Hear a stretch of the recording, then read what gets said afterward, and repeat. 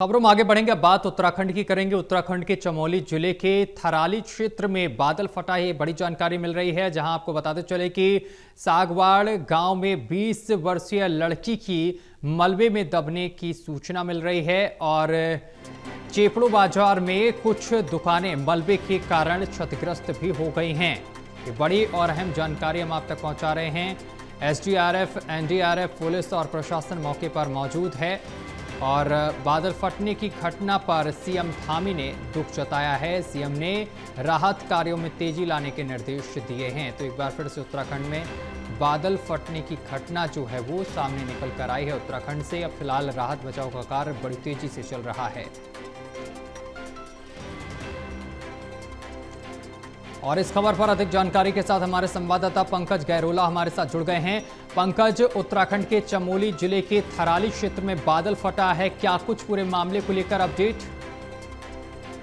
कहीं न कहीं जो मानसून है वो उत्तराखंड में आफत बनता हुआ नजर आ रहा है। लगातार आपदा की घटना यहाँ पे घटती नजर आ रही है। जिस तरीके से कल रात को फिर एक बड़ी घटना यहाँ पर सामने आई है। चमोली जिले के थराली क्षेत्र में रात को बादल फटा है। लगभग 1 बजे की ये घटना बताई जा रही है और इससे थराली जो बाजार है, इसके अलावा आसपास के क्षेत्र में भी भारी नुकसान हुआ है। जैसे सगवाड़ गांव में नुकसान हुआ है, कुलसारी में नुकसान हुआ है और इसमें अभी तक 2 लोगों की लापता होने की खबर है। सगवाड़ गांव में एक 20 वर्षीय जो लड़की है वो मलबे में दबने की इसकी खबर है। ऐसे ही एक व्यक्ति की और यहाँ पर लापता होने की खबर है और साथ में जो तहसील परिसर है और वहाँ पर जो ब्लॉक परिसर है वहाँ पर भी भारी मलबा आ गया है। कई घरों में मलबा घुस गया है। साथ में कई जो नेशनल हाईवे पे कई वाहन हैं वो भी मलबे की चपेट में आए हैं।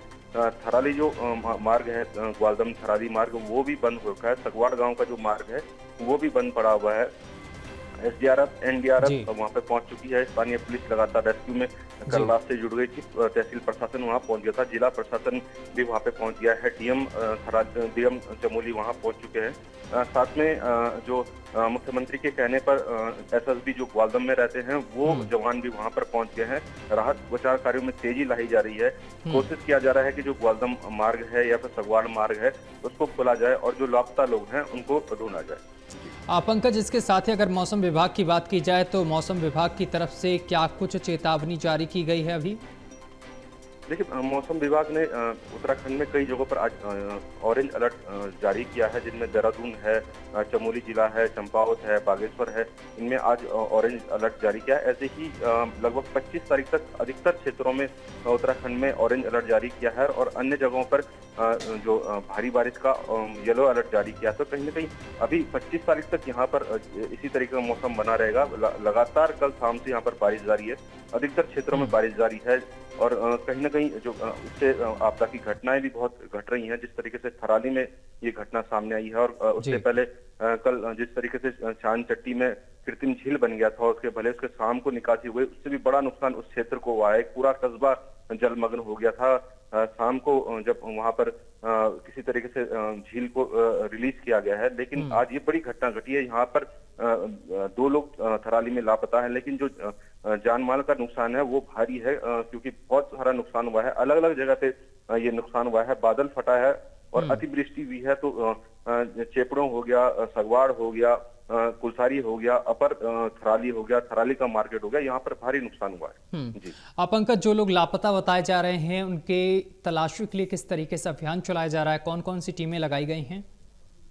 देखिए, जैसे ही कल रात को सूचना मिली थी बादल फटने की, वैसे ही स्थानीय तहसील प्रशासन और जो वहां पर पुलिस थी और एसडीआरएफ की टीम जो थराली में मौजूद थी वो रेस्क्यू कार्य में जुट गई थी। उसके बाद आज सुबह एनडीआरएफ की टीम वहां पहुंची है। साथ में जो गौचर है वहां से भी एसडीआरएफ की टीम थराली पहुंच चुकी है।